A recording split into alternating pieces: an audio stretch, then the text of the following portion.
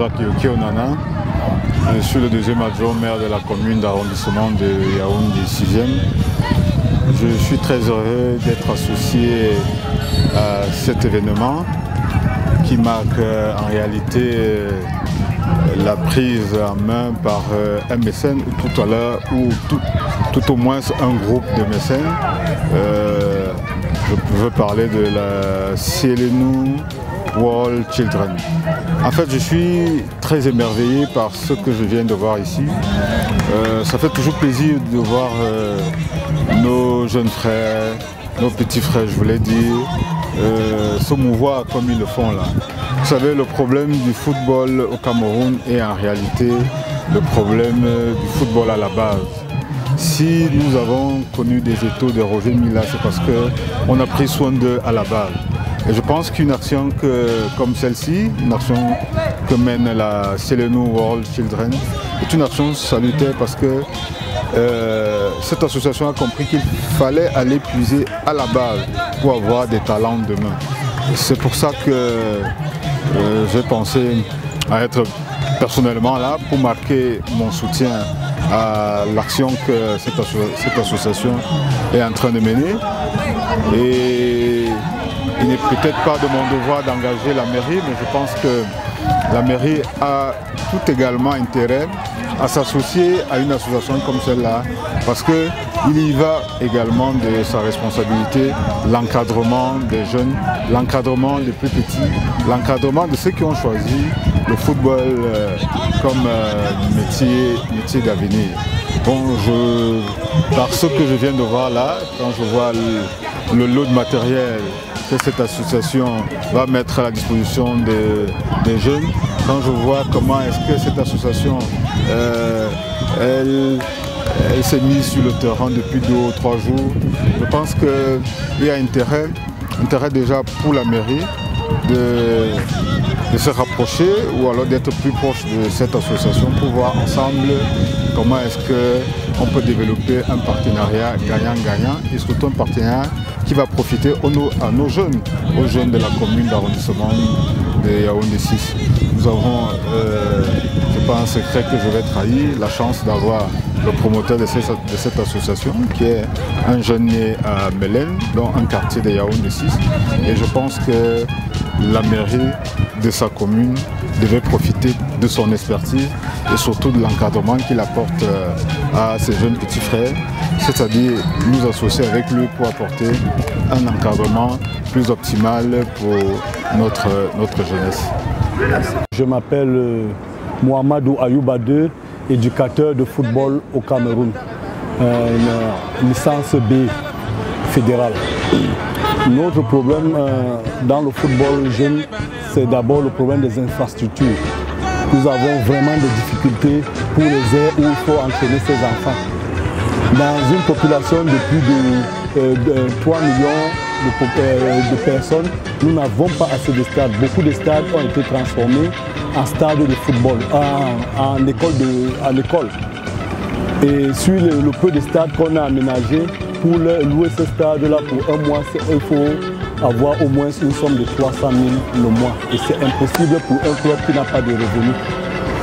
Quand je prends le cas du club que j'entraîne, nous sommes obligés de partir dans des banlieues de la ville de Yaoundé à plus de 30 à 40 km pour nous entraîner. Et ce coûteux, il faut louer le véhicule, il faut mettre le carburant et entretenir les enfants. Ce n'est pas facile pour beaucoup de présidents. Dans cet arrondissement, vous allez voir, il y a des arrondissements qui n'ont même pas de stade de football. Je prends par exemple des aires de jeu. Je prends par exemple l'arrondissement de Yaoundé 5e. On compte 2 à 3 aires de jeu. Et les aires de jeu qu'on compte, ce sont les aires de jeu qui sont dans les enceintes des établissements.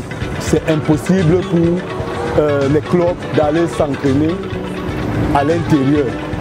Donc c'est vraiment, nous avons des difficultés, vraiment des difficultés pour ce stade-là. Oui, Selenu World Children vraiment nous a apporté une lumière dans le football jeune. Je n'ai jamais vu ce genre d'œuvre C'est la première et la première fois il est venu avec un matériel d'une valeur. Nous avons cru que c'était le plus grand niveau, mais cette fois-ci, franchement, ce que Silienu World Children nous a fait, ça nous a émerveillés. Nous voulons vraiment, si ce mécène peut continuer de cette façon-là, ça va rendre le football camerounais dans une autre dimension. À part le football camerounais, j'ai vu Silienu Children donner du matériel aux basketteurs. Un matériel qui est souvent coûteux dans ce pays. J'ai vu Silienu World Children donner le matériel aux athlètes, ce qui est impossible. J'ai vu Silienu World Children donner le matériel aux volleyeurs. Vraiment, le volley avec le niveau du volley que dans notre pays, je sens que le volley aura une autre dimension. Mais nous autres, nous qui sommes dans le football, franchement, il y a des équipes même dans notre pays qui n'ont pas de maillot. Nous avons même remarqué, même lors des tournois, ils n'ont pas de maillot. Combien de fois avoir la chaussure de football pour jouer? Mais Silienu Football est venu habiller ces jeunes désœuvrés. Il est venu avec une autre politique dans le football, habillé pas une équipe, pas une, pas deux, des dizaines d'équipes de football. Je sens que avec le ballon, avec les maillots, avec les godasses, avec les gants et avec nous autres les encadreurs, les tableaux magnétiques que je rêvais moi par exemple coach, je rêvais avoir pour expliquer à mes jeunes footballeurs comment se déplacer au terrain, comment se comporter au terrain. Aujourd'hui j'ai déjà ça et j'espère que ça va continuer et ça va continuer comme ça avec Silienu parce que la première année, la deuxième, la troisième année, on sent que ça sera une continuité. On ne peut pas oublier Silienu World Children avec tout ce qu'il a fait là. On remercie les gars. Il faut faire encore plus d'efforts, continuer dans ces efforts-là, sauf Dieu qui va vous récompenser. Je suis Serge Chabouem, le président de la Fédération camerounaise de volleyball. Je suis très heureux de recevoir du matériel aujourd'hui qui nous est offert par l'association Silienu World Children. Vous savez que le volleyball camerounais connaît ce que l'on appelle la refondation. Nous avons décidé d'investir à la base dans les écoles de volley, dans les centres de formation.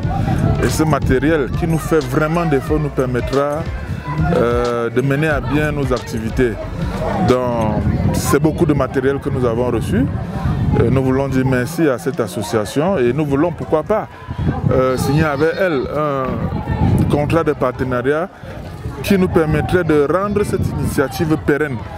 Parce qu'il ne suffit pas de nous donner du matériel une fois, mais il s'agit d'accompagner la Fédération camerounaise de volleyball dans son plan d'action à moyen et long terme. Nous voulons demain, pourquoi pas, battre le Japon, battre les États-Unis, battre la Russie. Et ce matériel qui nous est offert nous permettra d'arriver à ces ambitions-là. Je vous remercie. Je suis Yves Tchala, je suis le président de la Ligue régionale de basketball du centre.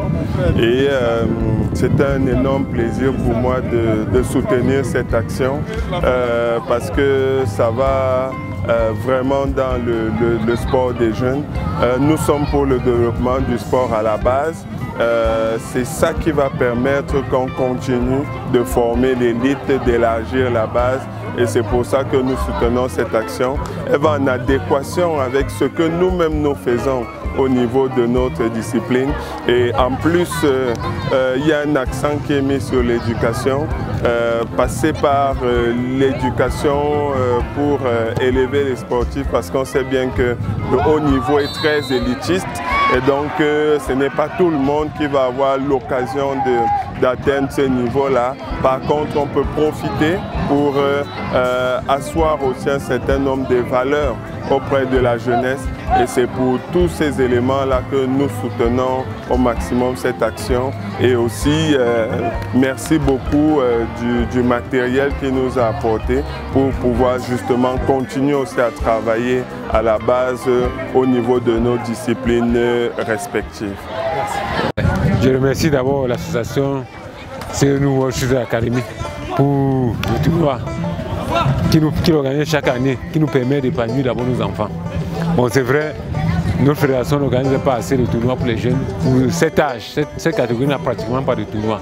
Donc ce tournoi est la bienvenue pour le football camerounais. Et je crois que ça va corriger certains manquements qu'il n'y a pas au football camerounais, qu'il n'y a pas chez les seniors mais actuellement. Je suis entraîneur d'APGS. Ce tournoi m'a d'abord permis de créer 2 talents qui sont actuellement à Montaigu avec les U19 de l'équipe nationale camerounaise. 2 talents sûrs. Et il y a un autre petit qui est en vue et qui est à la direction au service de la direction technique, qui a été détecté par la direction technique. Donc je remercie vraiment l'association CNU World Children pour ce tournoi par rapport à mon équipe. Alors, on sait que l'organisation met en avant l'aspect éducatif. Qu'est-ce qu'APGS fait pour assurer l'éducation des enfants? Est-ce que APGS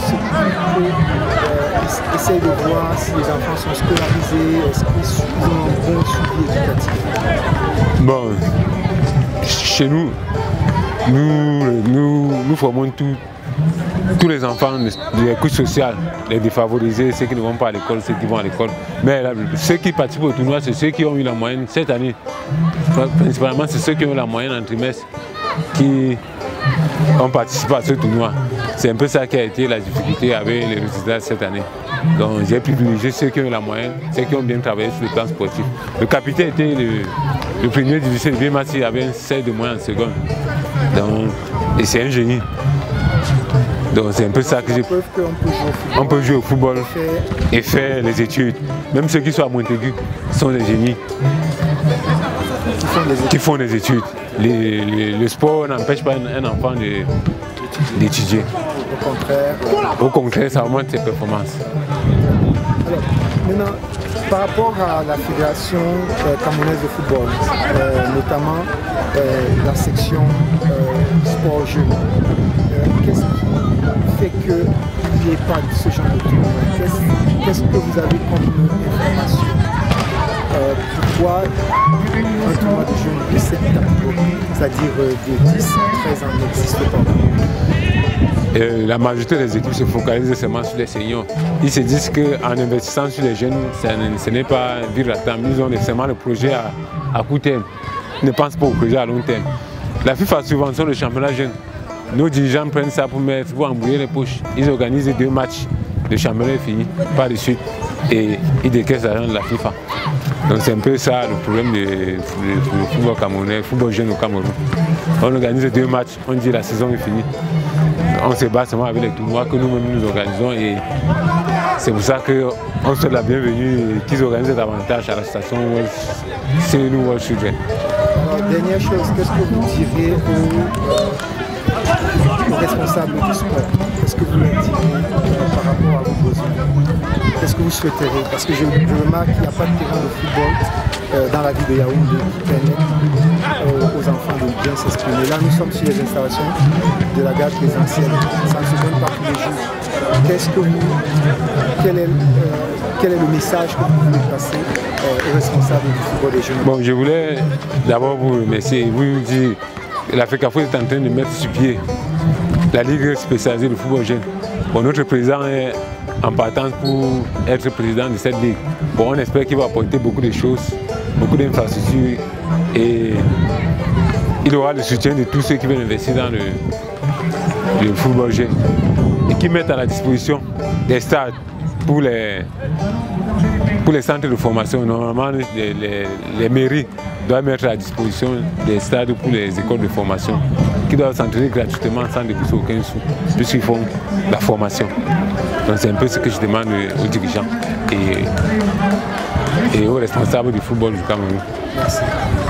Oui, nous les éducateurs, nous avons un véritable problème. Le véritable problème avec les présidents de club, c'est qu'ils s'en fichent de nous. Ils t'appellent au début pour travailler avec eux. Et quand tu viens, ils disent que c'est une affaire de vous tous. Il n'y a ni salaire, ni même le matériel, même d'entraînement, il n'y a pas. Mais comme nous avons beaucoup, comme moi, j'ai choisi peut-être ce métier, j'ai l'amour de ce métier. Si tu n'as pas un autre métier à part le football, tu ne peux pas joindre les deux bouts. J'ai fait un club ici dernièrement où j'ai eu près de 56 mois d'arriéré. Mais je ne peux pas abandonner, je suis déjà habitué avec les enfants. Tu ne peux pas les abandonner. Quand tu vas laisser même les enfants, on te dit, coach, comment tu vas faire? Tu nous as réunis, ici tu vas nous laisser vraiment. Et souvent même quand le président arrive à faire le business, un joueur réussit dans la vie, c'est à ce moment même toi qui as formé le gars ou tu as participé à ça, c'est à ce moment même qu'il te limoge et tu n'as pas un droit de revendiquer. Parce que nous, les éducateurs, il n'y a pas une loi pour nous pour une revendication au niveau du football amateur. Peut-être au football professionnel là-bas, ils ont souvent l'habitude d'écrire. La Ligue, ils ont une association des anciens footballeurs qui attaquent souvent ça. Mais nous, en amateur, où il faut même mettre assez de moyens pour former ces joueurs, pour y faire truc, l'éducateur, le formateur ne gagne rien du tout. Nous sommes négligés. Il y a même souvent quand il y a maladie, je prends le cas d'un de nos éducateurs, Monsieur Adjaba, il faut que cite son nom, a été malade pendant le camp. Ni la fédération, ni la direction technique, ni les clubs employés qui l'ont employé longtemps, personne de ces clubs n'a réagi pour truc. C'était comme si c'était un passant alors qu'il a formé des gens. Nous aussi on pense comment sera notre avenir demain. Si on abandonne ce projet que nous avons, je suis sûr que le football va mourir. Je prends l'exemple de Yaoundé 5e où je réside, qui possède rien que un seul aire de jeu. L'aire de jeu qu'ils ont, c'est le stade annexe numéro 3. Qui sera bientôt même en construction. Et quand ça sera en construction, je ne sais pas où iront les 5 à 7 équipes qui s'entraînent dans ce lieu. Je prends par exemple à Yaoundé 5e le nombre de quartiers qui constituent Yaoundé 5e. Vous allez voir, Yaoundé 5e, il y a un Ngousso, pas de stade de football. Vous partez à Kolmesen, pas de stade de football. Vous partez à Essos où est ressorti le capitaine même de l'équipe nationale, Rigobert Song, les Wemele, les Foué, il n'y a pas de stade de football dans ce quartier. À Vorada, pas de stade de football. Le stade où il y avait à Vorada, on a construit des bâtiments, le cantonais, on a construit des bâtiments là-bas qui abritent les logements de la BIAC. Quand on revient du côté en montant vers Baba, il n'y a pas de stade de football. Vous prenez à l'Obisport, le stade qu'il y a, c'est le stade de l'État. Donc ce n'est pas, c'est payant. Donc on ne peut pas les utiliser. Donc c'est la majorité de tous ces quartiers n'ont aucun stade de football. Le stade qu'il y a au lycée Blain, le seul établissement qui a un stade de football à l'intérieur, c'est le lycée Blain. À part le lycée Blain, rien. Et il n'y a pas possibilité d'entrer faire une séance d'entraînement ou bien de faire un match. On va vous demander de louer ou de faire autre chose.